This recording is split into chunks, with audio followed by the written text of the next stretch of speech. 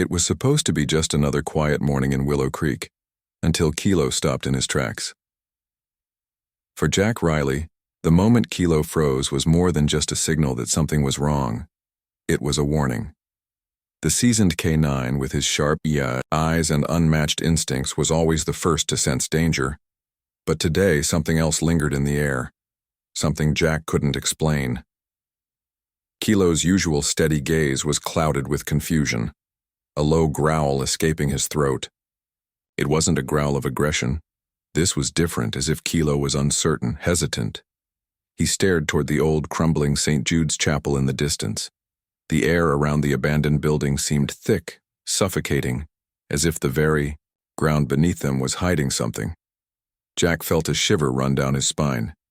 He had spent years working in this town, and there were things here, secrets, buried so deep that most people had long forgotten them.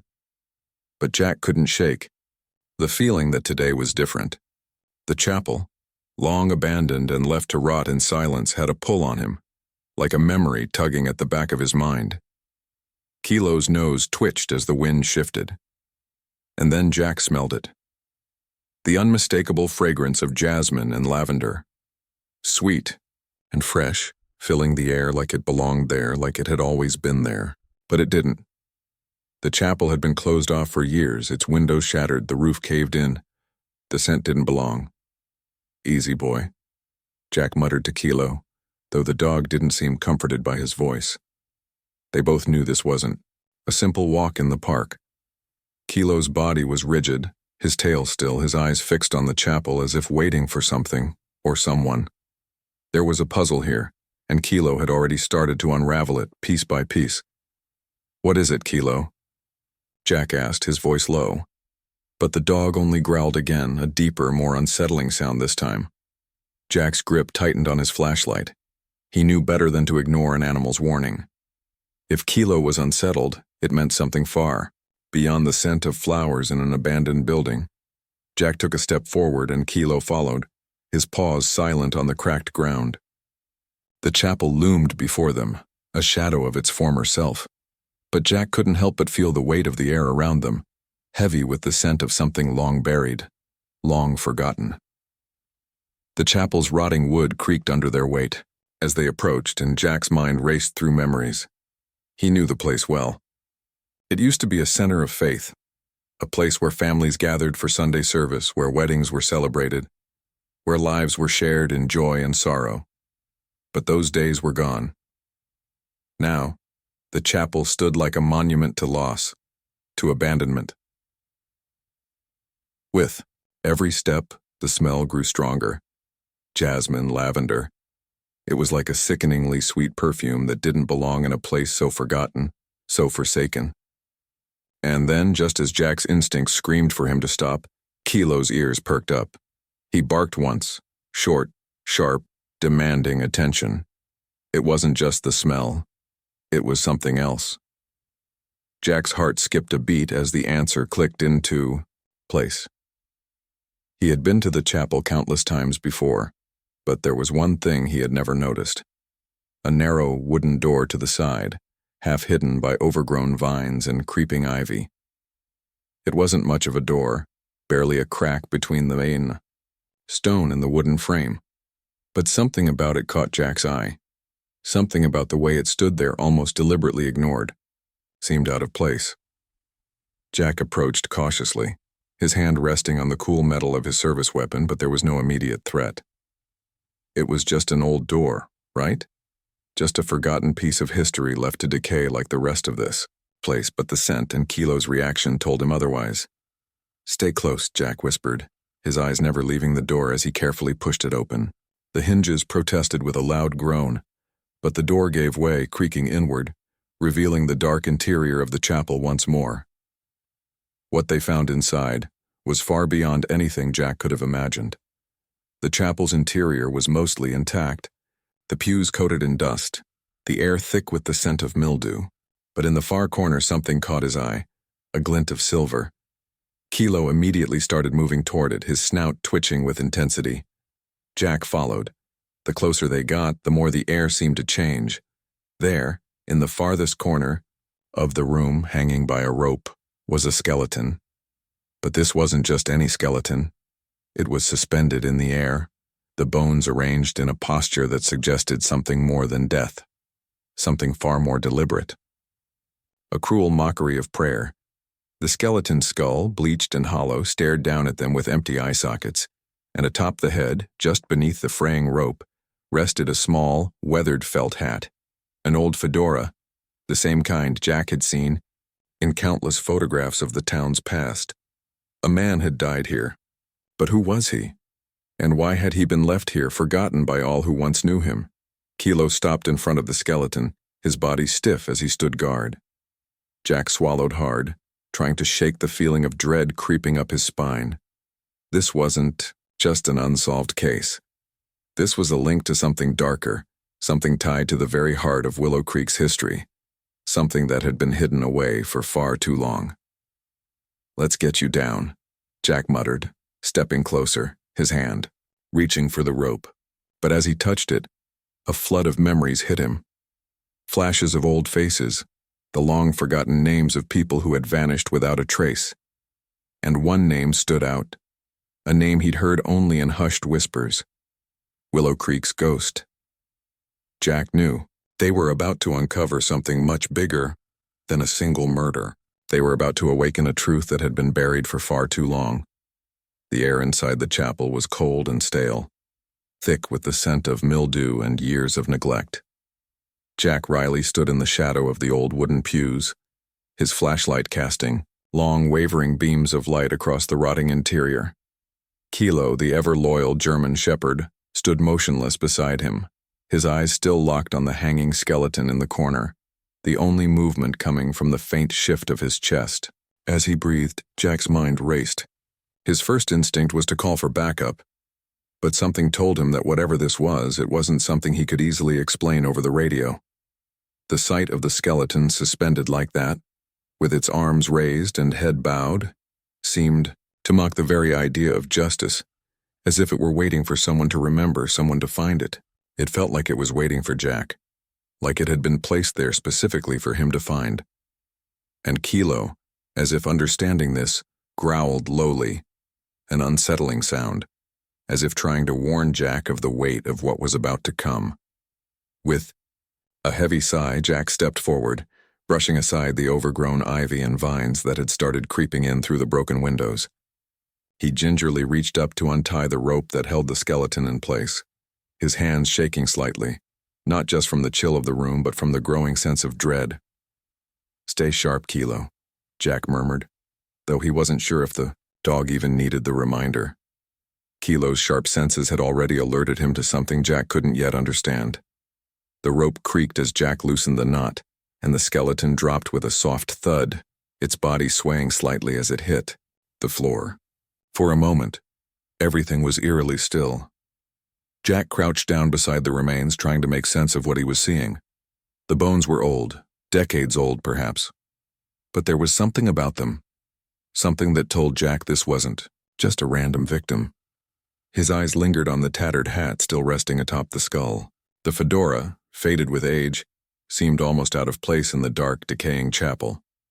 It wasn't just an old accessory. It was a clue, a symbol of something forgotten, something Jack knew he had to uncover. But first, he needed to understand the story behind the bones.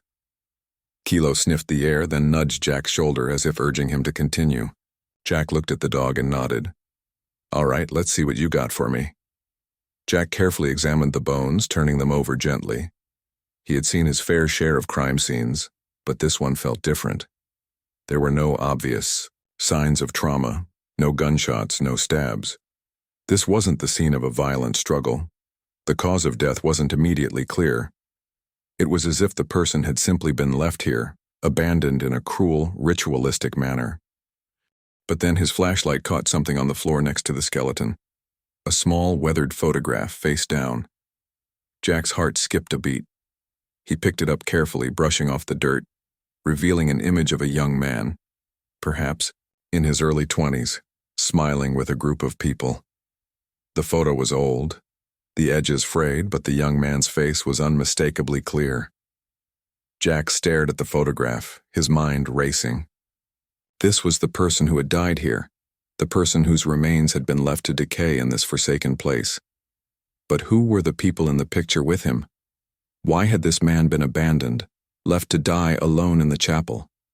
And why, after all, these years had someone gone to such lengths to hide this tragedy? He tucked the photograph into his jacket pocket and stood up, brushing dust from his pants. It was time to find answers. Kilo was already at the door, waiting, as if he knew the next step. Jack wasn't sure if the dog was guiding him or if it was just a coincidence, but he followed anyway. They made their way out of the chapel and back into the harsh sunlight, the air still thick with the unsettling scent that had led them there. The town of Willow Creek wasn't big. Only about 2,000 people lived there. But it was a place full of secrets. Jack had lived here his whole life, but the town had always felt like it was hiding something just out of reach. Old rumors, half-told stories, and whispers behind closed doors were the foundation of the town's charm and its curse. Jack knew that to find out who had left the skeleton here, he would need to talk to the people who had lived in Willow Creek long enough to know the truth. And that meant going back in time, digging into the history of the town and asking the questions that no one wanted to answer. His first stop was the old town records office. The building, a small, weathered structure that looked as though it hadn't seen a renovation in decades, stood at the corner of Main Street. Jack pushed open the door and a small bell above the door jingled as he stepped inside. The office smelled of old paper and dust, and the elderly woman behind the counter, Mrs. Carrington, looked up with a faint smile that quickly faded when she saw Jack. She'd been here as long as Jack could remember, and she knew everyone and their secrets. Well, if it isn't Officer Riley," she said, her voice scratchy from years of living in the dry air of Willow Creek. "What brings you here today?" "I need to see the old town records, Mrs. Carrington," Jack replied. "I'm looking for something specific, something from the past." She raised an eyebrow, her hands never leaving the ledger she'd been working on. "Ain't no shortage of things from the past around here, Jack. What exactly are you looking for?" "A man," Jack said, pulling the photograph from his jacket pocket and placing it on the counter. "I found his body in the St. Jude's Chapel. His name's not in any of the records, but I know he's connected to the town. I need to know who he was." Mrs. Carrington stared at the photograph for a long moment, her face growing pale. Then, without a word, she stood up and walked to the back of the room, pulling a dusty file from a cabinet. She handed it to Jack with a trembling hand. "Be careful with this one," she said quietly. "Some things are better left buried." Jack opened the file and began reading. As the pieces of the puzzle started to come together, his heart sank. The name on the document matched the face in the photograph. But there was more. A story of betrayal, forgotten promises, and a tragedy that had been swept under the rug decades. Jack's instincts told him that this was just the beginning. What he was about to uncover would shake the very foundation of Willow Creek. The afternoon sun beat down on Willow Creek, casting long shadows across the small town, as Jack Riley sat behind his desk, staring at the file Mrs. Carrington had handed him. The more he read, the more it became clear that this was no ordinary investigation. The name on the photograph, Tommy Hayes, belonged to a young man who had once been part of the town's very fabric. And yet, his death had remained a secret, hidden in the shadows like a stain on the town's history that no one was willing to acknowledge. Jack had always known that Willow Creek had its share of secrets. But this was something darker. Something that had been buried far deeper than the town wanted to admit. As he sifted through the pages, Jack's mind raced. Why had Tommy Hayes disappeared? Why had he been left to die alone in the chapel? And more, importantly, who had done it? His thoughts were interrupted by a knock on the door. It was Sarah Chen, the sharp-witted detective who had recently transferred to Willow Creek from a larger city. Sarah was an outsider, but she had a way of getting to the heart of a case quickly, and Jack knew she could help him make sense of what he'd uncovered. "Got a minute?" Sarah asked as she stepped into the office, her dark hair pulled back into a tight ponytail. She held a file in her hand, one that looked just as thick as the one Jack had been poring over. Of course, Jack said, gesturing to the chair across from him. I could use your insight on this. Sarah set the file down on the desk and glanced at the photograph of Tommy Hayes that Jack had pulled from the town records. This the guy? That's him, Jack said. Found his remains in the chapel a few hours ago. Someone went to a lot of trouble to make sure he was forgotten, but I'm not buying it. Sarah's eyes narrowed as she studied the photo.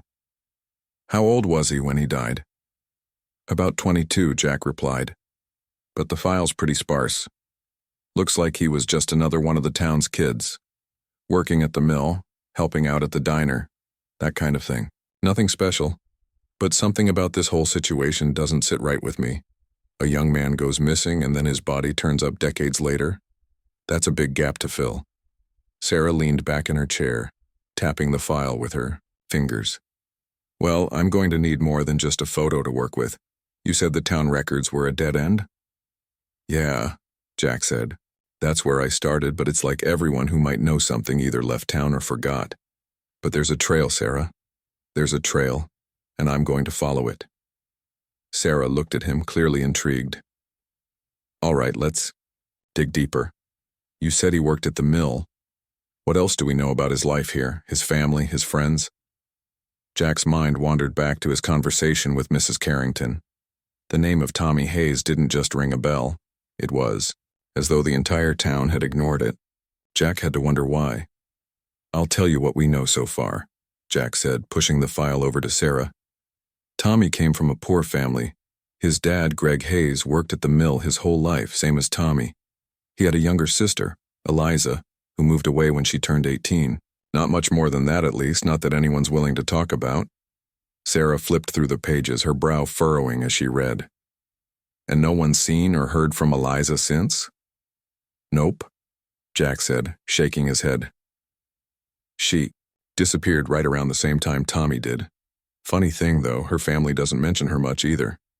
Sounds like the Hayes family's got a lot to hide, Sarah muttered under her breath, her finger tapping on the edge of the file. We'll need to talk to anyone who might have known them back then. The people who remember the Hayeses, their neighbors, maybe even people who worked with Tommy. Jack stood up and grabbed his jacket. I think I know where to start. Let's pay Greg Hayes a visit. It's about time we ask the old man some questions. The drive to the Hayes family home was short but quiet. The sound of the car engine humming in the background as Sarah and Jack made their way to the outskirts of town. The house itself was small, weathered by time but still standing tall. It sat at the edge of a field, a reminder of the simple life that many people in Willow Creek had once known. The kind of life where everyone knew everyone's business, but no one seemed to want to talk about it. Jack parked the car in front of the house and got out, his boots crunching on the gravel driveway. Sarah followed close behind, both of them ready for whatever the old man might throw their way. The front door opened before Jack could knock, revealing a thin, gray-haired man who looked as if he'd been waiting for this moment for years. Greg Hayes didn't look surprised to see them, just weary. His face was lined with age, his eyes clouded by years of regret. What do you want? Greg's voice was hoarse, a lifetime of cigarettes and hard labor evident in his tone. We need to talk to you about your son, Tommy, Jack said, his voice steady but firm. Greg's face tightened at the mention of Tommy's name, and for a moment Jack thought the man might slam the door in his face. But instead he stepped aside, motioning for them to come in. Inside, the house smelled of old wood and something faintly metallic, perhaps the remnants of meals long forgotten. The walls were lined with photos of a younger Greg, Tommy, and Eliza. But it was clear from the look in Greg's eyes that he didn't want to revisit the past. He hadn't spoken of it in years. We found Tommy's remains, Jack said, his voice quiet but pointed, in the chapel. His body's been there for decades. We need to know what happened to him, Greg. Greg's face fell, and for the first time he looked vulnerable. I don't know what you're talking about, he said, his voice shaking. Sarah, who had been standing in the corner, stepped forward. Greg, people are starting to talk. The truth is coming out. It's better for everyone if you help us now. Greg's hands trembled as he gripped the back of a chair. His eyes, once hard and unforgiving, now held a deep sadness. "I didn't want anyone to know. I didn't want anyone to find out what happened to Tommy." He swallowed hard, his voice breaking. "But you're right. It's time the truth came out." The sun was beginning to set, casting a warm orange glow over the town of Willow Creek. As Jack Riley and Sarah Chen sat in their car outside Greg Hayes' modest home, neither of them spoke. The weight of the conversation they'd just had hung heavily in the air. Greg Hayes' words had been cryptic at best, but Jack could see the torment in the old man's eyes. He knew more, but the pain of the past had kept him silent for far too long. "Do you think he'll ever talk?" Sarah asked, breaking the silence. She sat with her arms crossed, her eyes focused on the house, still visible through the rear-view mirror. "He's holding something back." Jack didn't answer right away. He didn't need to. They both knew that Greg Hayes had given them just enough to keep them on the trail, but not enough to reach the truth. Jack was convinced that the answer lay in the past, buried somewhere deep within the town's history. Tommy Hayes' death hadn't been an accident. It was a tragedy tied to something much darker. "Let's take a drive," Jack said, starting the car. "There's something I need to see." The ride was quiet, with only the hum of the engine filling the space between them. Jack's mind was racing. He needed to understand the connection between Tommy Hayes' death and the town itself. He needed to know what had been forgotten and why it was buried so deeply. The answer was just out of reach, but he could feel it. As they drove, the scenery of Willow Creek blurred by, a mix of old houses, wide-open fields, and wooded areas that stretched beyond what the eye could see. Willow Creek had always been small, but its history was rich, filled with long-standing families and tight-knit communities. It was the kind of place where people knew everyone's business, but when something dark happened, they swept it under the rug and moved on.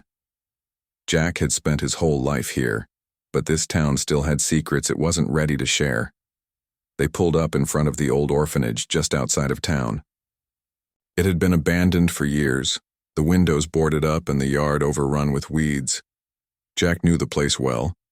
It had once been a home for children in need, a place where families had sent their kids when they couldn't take care of them. But over time, it had fallen into disrepair, much like the rest of the town's forgotten places. The building loomed in front of them, dark and silent, like it was hiding something deep within its walls. Jack felt the same pull here as he had when they'd first entered the chapel. Something ancient, something sad. He could almost hear the faint echoes of laughter from children who had once run through the halls. But now it was a tomb of memories left behind. Sarah glanced at him. "You think this is connected to Tommy?" "I do," Jack said. "Tommy's sister Eliza was here. She was one of the last kids to be sent to this place. She left when she turned 18, but the stories, they never really added up. We need to dig deeper." They stepped out of the car and approached the old building, the air heavy with the scent of decay. The door was locked, but Jack wasn't about to let that stop him. He pulled out a crowbar from the back of his car, and with a quick motion, the door creaked open. The smell of mildew and dust hit them immediately as they entered, their footsteps echoing in the hollow space. Inside, the orphanage looked much like it had when it was last used. Old furniture, remnants of forgotten belongings, and a sense of abandonment that clung to every corner. It was as if time had stood still in here, frozen in place.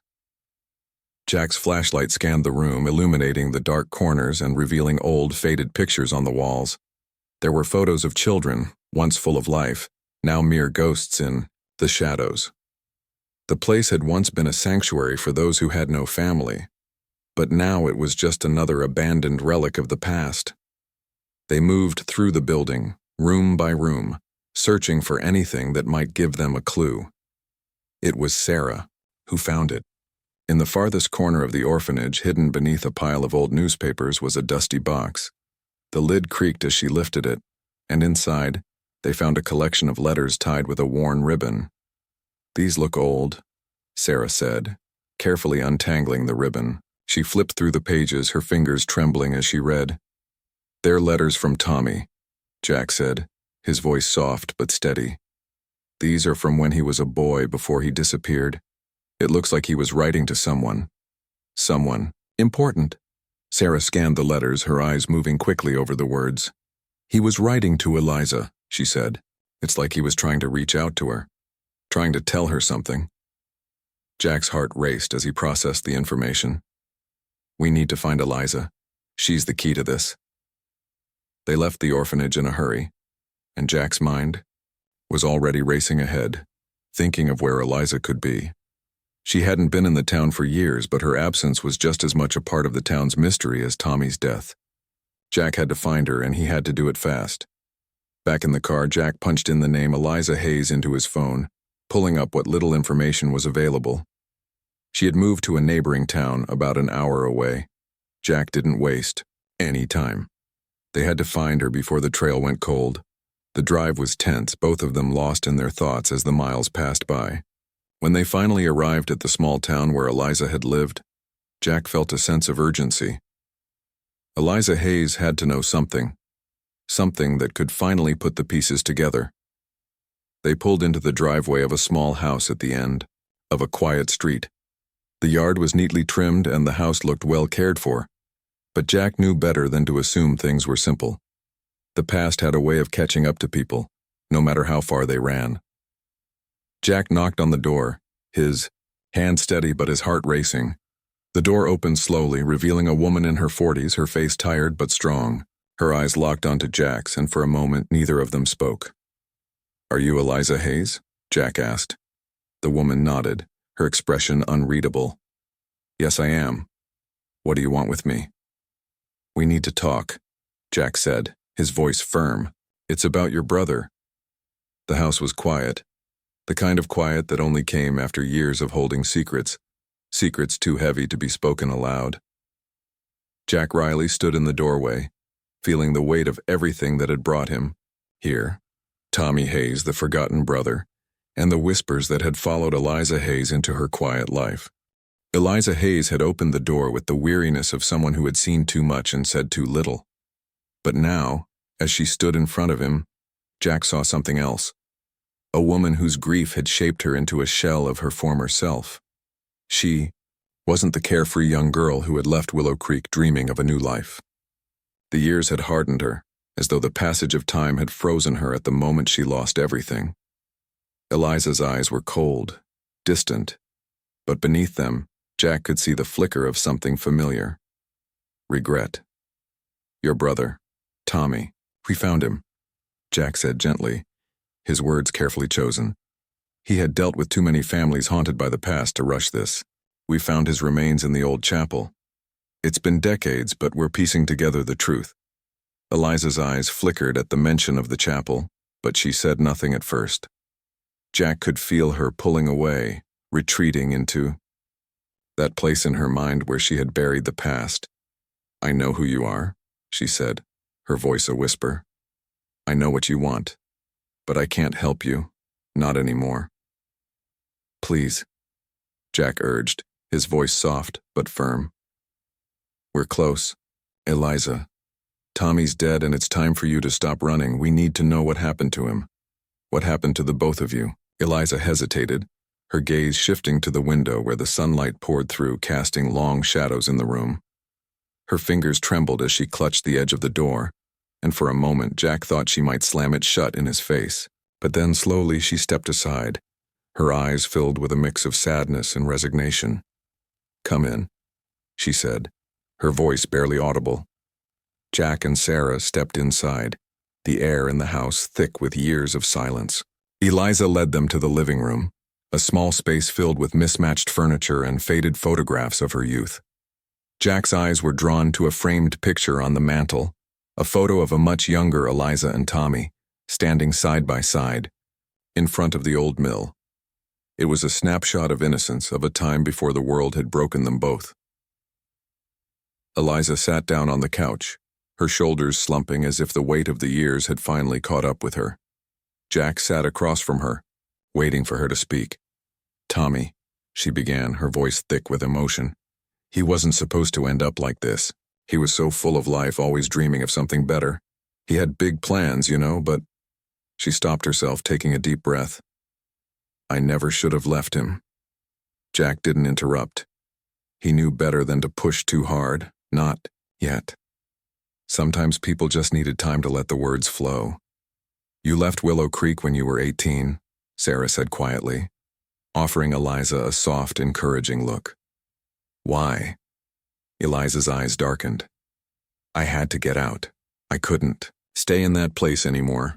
There were too many memories, too many things I couldn't fix. My father was dead by then, and Tommy. Her voice cracked. Tommy was lost. I couldn't save him.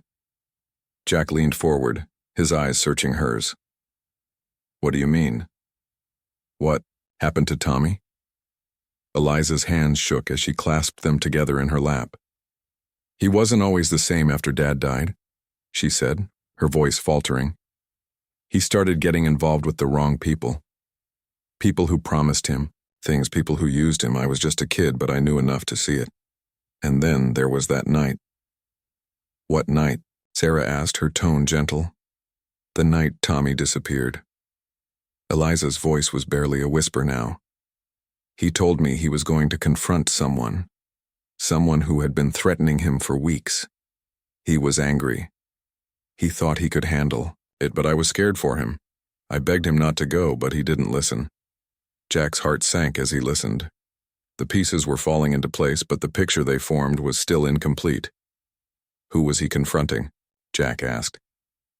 Who was the person Tommy was so afraid of? Eliza paused, her gaze drifting to the window again. I don't know for sure, she admitted, her voice barely audible. But I think it was a man named Frank. Frank Mullen. He was dangerous. I don't know what happened that night, but Tommy never came home. He just vanished. And then everything went silent. Jack's mind was spinning. Frank Mullen. That name had come up before, but Jack hadn't connected it to Tommy's case. He had heard rumors about Mullen before, stories of a local thug who had been involved in shady dealings for years. But to hear Eliza confirm it, to know that Tommy's life had been snuffed out by someone like him, made Jack's blood run cold. You didn't report it, Sarah said, her voice tinged with disbelief. You never went to the police? Eliza's eyes filled with tears. What good would it have done? We were nobody, just poor kids in a small town. And after Tommy disappeared, She paused, struggling to find the words. I couldn't bring myself to go back. I couldn't face it, so I left. I moved away, started a new life. But I never stopped thinking about him. About what happened. The room was heavy with the weight of Eliza's confession. Jack sat in silence, trying to process everything she had just revealed.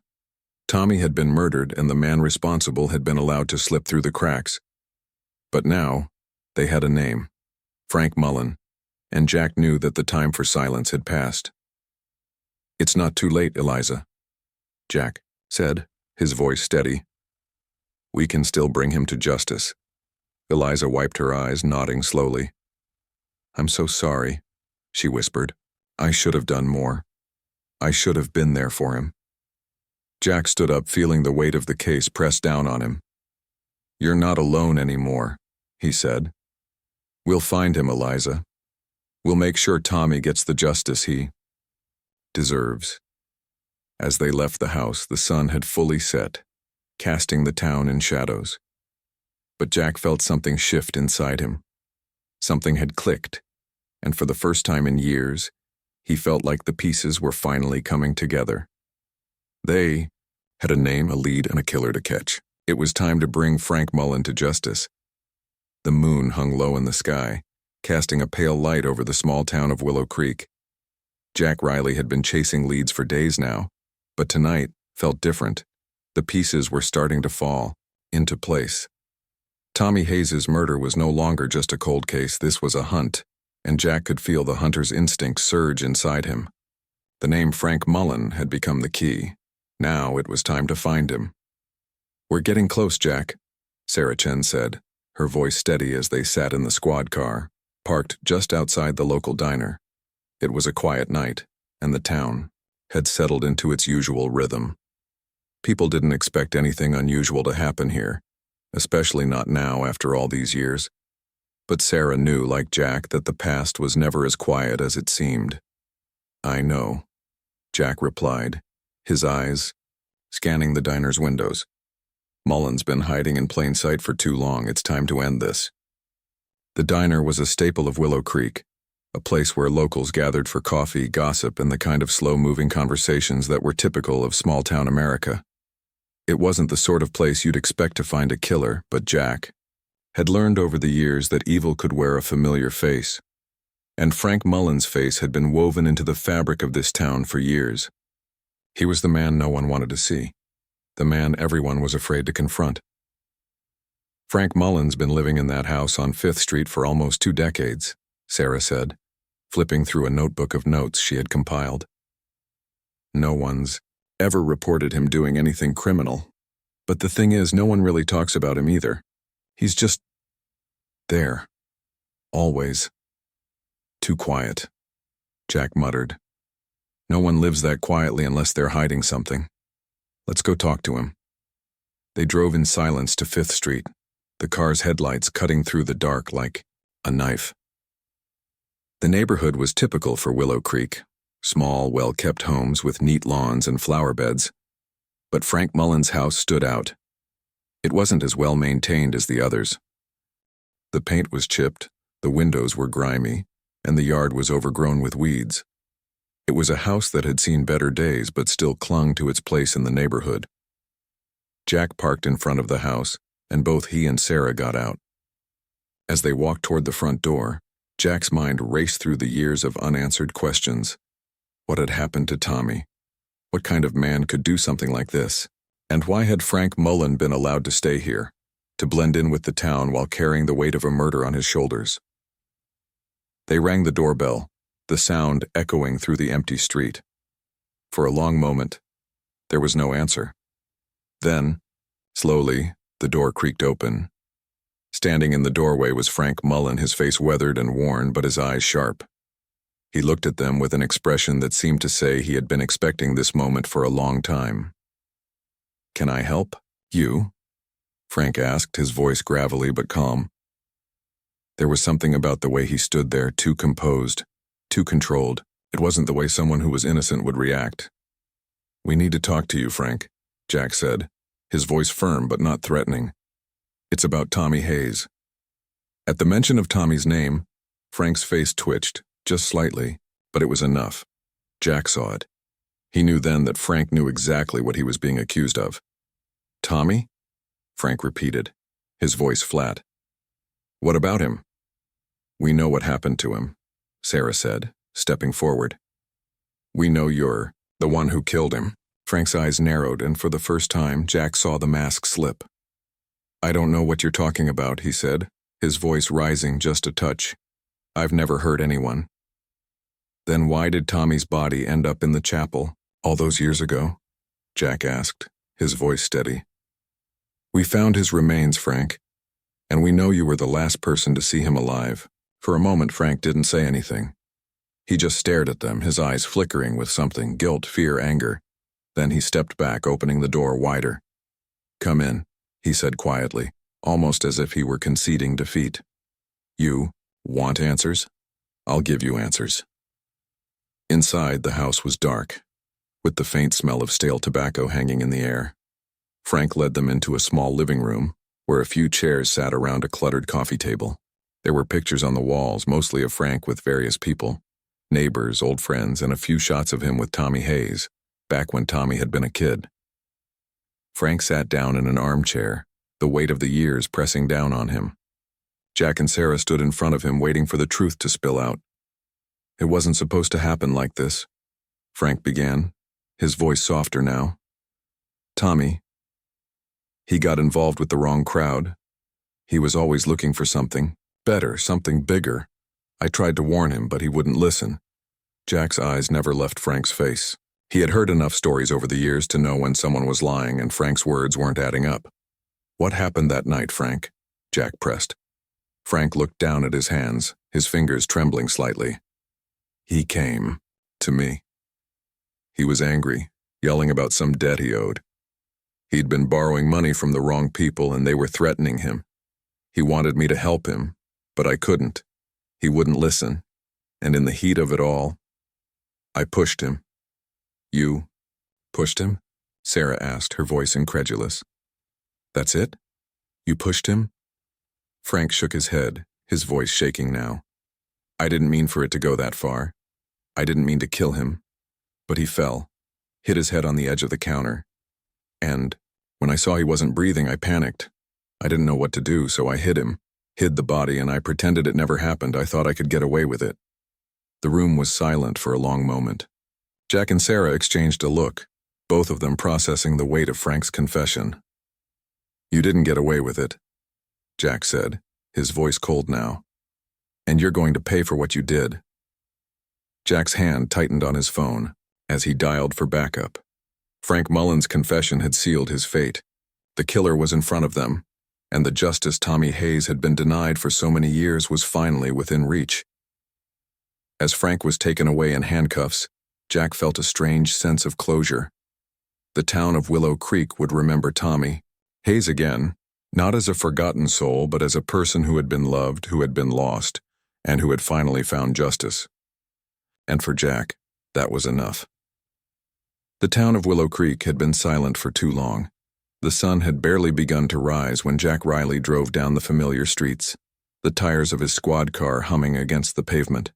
His thoughts were fixed on one thing, the case that had haunted him for weeks, months, maybe even years. The murder of Tommy Hayes had finally come to light, and with Frank Mullen in custody, Jack knew the town was about to change. But as the reality of the situation set in, Jack couldn't shake the feeling that there was still more to uncover. The confession had come too easily. Frank Mullen had admitted to everything. How he had pushed Tommy in a fit of rage, how he had tried to cover up the murder. It all seemed too clean, too simple. Sarah Chen had sensed the same thing. I don't buy it, she had told him just a few hours earlier when they'd received the confession. Something doesn't feel right. Mullen's hiding something. Jack's hands tightened on the steering wheel. She was right. The truth had come too easily, and Jack wasn't ready to let it go. He needed closure, not just for Tommy, but for himself. He wasn't going to leave this town until he had all the answers. At the station, Jack found himself standing in front of the evidence locker, staring at the photograph of Tommy Hayes once more. It was the same photo Eliza had shown them, the one of Tommy smiling with her when they were both just kids. It didn't seem possible that the carefree boy in the picture could be the same person who had met such a tragic fate. Jack, Sarah's voice broke through his thoughts. We need to talk. He turned to see her standing in the doorway, her expression serious. What's going on? I've been thinking, she said, stepping inside. There's something we missed. You know how Frank told us Tommy was involved with the wrong people? What if it wasn't just one person? What if Frank wasn't the only one involved in Tommy's death? Jack's heart skipped a beat. He hadn't thought about that. You think someone else was involved?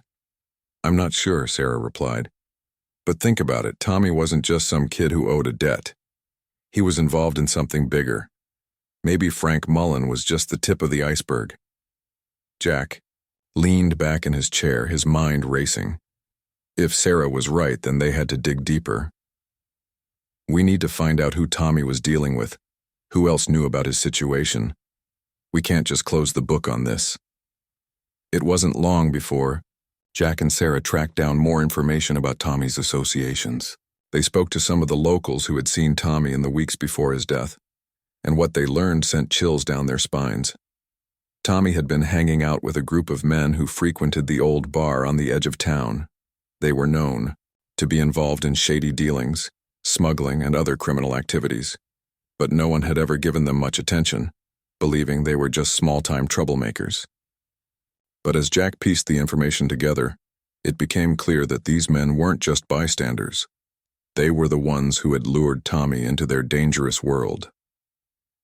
The key player in this operation was a man named Jimmy Cole, a local known for his quick temper and his connections with larger, more dangerous criminal groups. Jack had heard of him, but never thought he'd be involved in something like this. We need to talk to Jimmy Cole, Jack said after the pieces clicked into place. He's the one who's been pulling the strings, not Frank. It didn't take long for Jack and Sarah to locate Jimmy. He was known to spend his evenings at a local dive bar, a dimly lit place where the jukebox never stopped playing and the drinks flowed a little too freely. The bar was nearly empty when they arrived, the only sound coming from the shuffle of cards being dealt at a table in the corner. Jimmy Cole was sitting at the bar, a half-empty glass in front of him. When he saw Jack and Sarah walk in, his eyes narrowed, but he didn't move. He was used to people like them, the kind who showed up when they needed answers, when they needed to clean up a mess. "Can I help you?"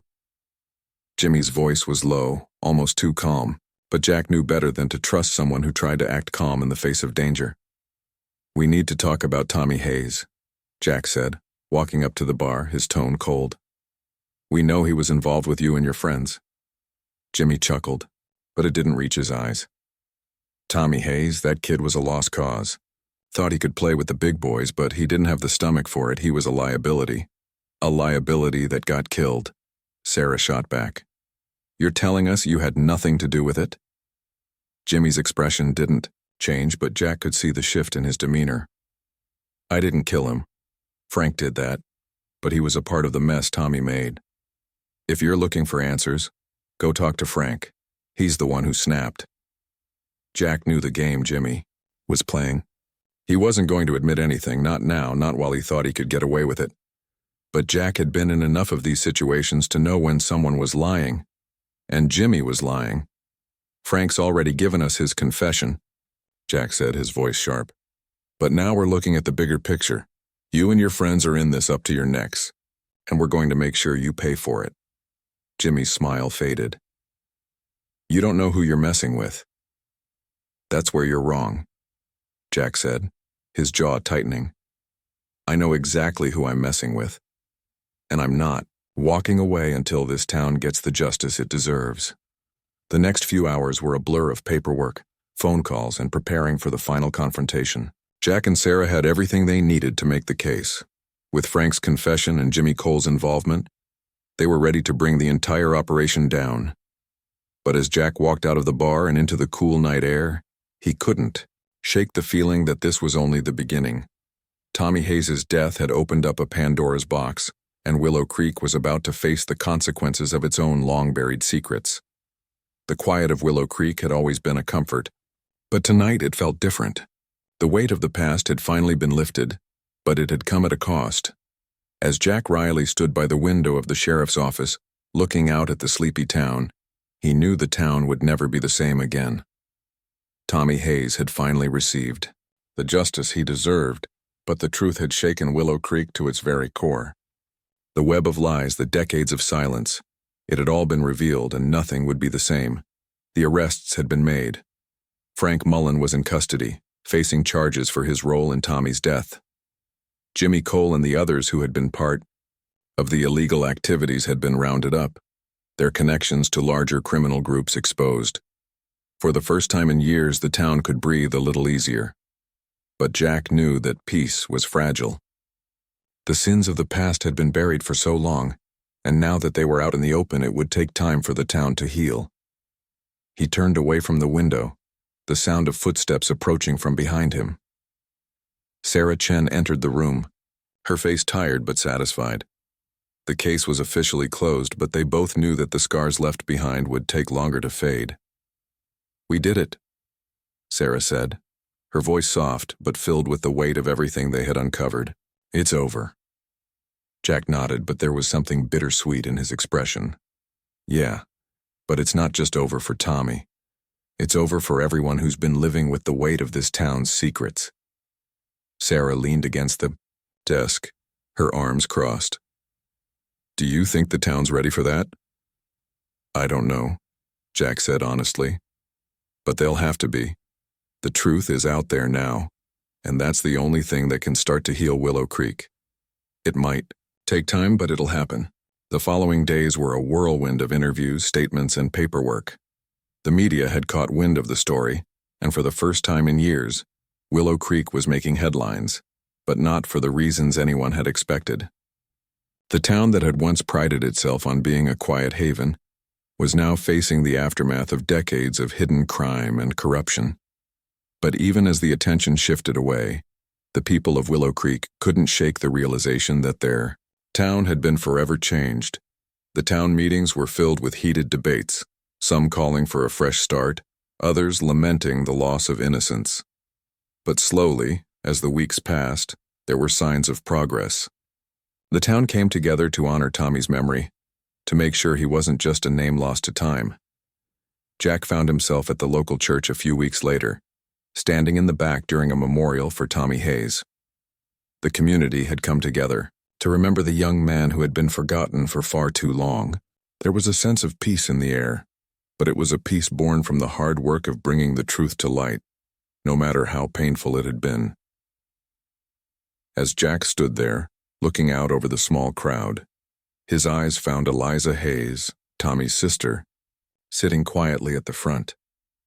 She had come back to Willow Creek to face the past, to finally give her brother the justice he deserved. Her face was weary, but there was a calmness about her now, a sense of closure that Jack could only hope to understand. Eliza had spoken at the memorial, sharing memories of her brother that made him feel real to the people who had never known him. She talked about the dreams Tommy had, about his big heart, and how he had always wanted to make something more of himself. It was the first time the town had truly heard her voice, and in it, Jack could hear the weight of the years she had spent in silence. After the service, Jack approached Eliza, his footsteps quiet on the old church floor. She turned to him with a small, tired smile. "Thank you," she said softly, "for everything, for not letting them forget." Jack nodded. "No one should be forgotten." "I'll never forget Tommy," Eliza replied, her voice thick with emotion. "And now I don't have to. He's not just a story anymore. He's a person. And he's going to be remembered." As the days passed and the town slowly returned to a sense of normalcy, Jack found himself thinking back on everything that had happened. The investigation, the arrests, the pain that had been uncovered. It had all led to this moment, this sense of peace that was just beginning to settle over Willow Creek. But even with everything that had been accomplished, Jack knew that the real work was only just beginning. The town would have to rebuild, not just physically, but emotionally.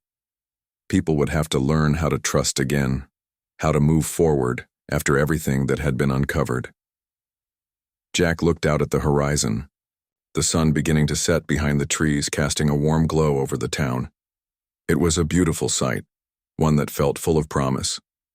He had spent years serving this town, and though the past had come to light in a way no one had expected, Jack had never felt more certain of his place here. "I guess this is it, huh?" Sarah's voice came from behind him, breaking his thoughts. "The end of the road for this case." Jack turned to look at her. "For this case, maybe, but not for Willow Creek." Sarah smiled, her eyes thoughtful. "Yeah, I guess you're right. It'll take time, but I think the town will be all right." Jack smiled back, a rare moment of peace settling over him. "I think so too." As they stood there looking out at the sunset together, Jack felt a sense of finality, but also the promise of a new beginning. The truth had been brought to light, and though the scars of the past would never fully fade, Willow Creek had a chance to heal. Thank you for following this story. Tommy Hayes, Eliza Hayes, and the town of Willow Creek have all been through so much, but with the truth revealed, a new chapter begins for them. How do you think the town will heal after all these years of secrets? Will they be able to move forward? Or will the past always haunt them? Let me know what you think in the comments below. And as always, don't forget to like, subscribe, and share this story with your friends. Thanks again for being a part of this journey.